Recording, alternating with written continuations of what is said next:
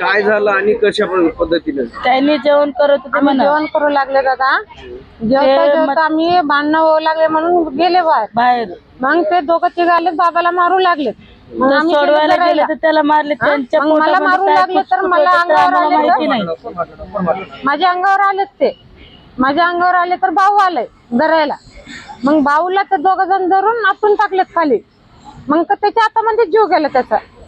मग त्यांना जर इथं होत नसलं तर आम्हाला औरंगाबादला पाठवून टाका म्हणून. आता इथं काय तुमचं काय म्हणणं आहे आता इथं?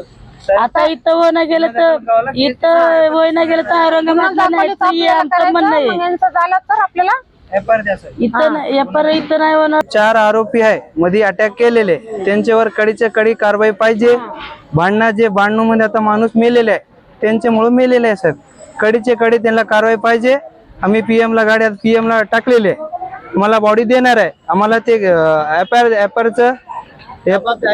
आम्हाला केस करून ते द्यायला पाहिजे साहेब. ते इथं नाही वय नाही गेलं तर आम्हाला औरंगाबादला जायचंय. औरंगाबादला कशासाठी साहेब इथं म्हणायले साहेब त्यानं मार नाही काय नाही. मार नाही तर माणूस मार नाही मेले कसं साहेब? मार नाही तर मेले कसं? तुम्ही आम्हाला मारू शकता. आम्ही मरतो. तुम्हाला काय वाटतं? त्यांच्या हातामध्ये जीव गेला. हातामध्ये जीव गेला. ते दोघांच्या हातामध्ये साहेब आम्हाला नाही पाहिजे, दुसरं काही बी नाही साहेब. मारले त्याला बापाला बी मारले, त्याच्या बाप कुठे त्याच्या बापाचा डोळा फोडले त्याचे. चौघाला परिवारला सगळ्याला मारलेलं साहेब.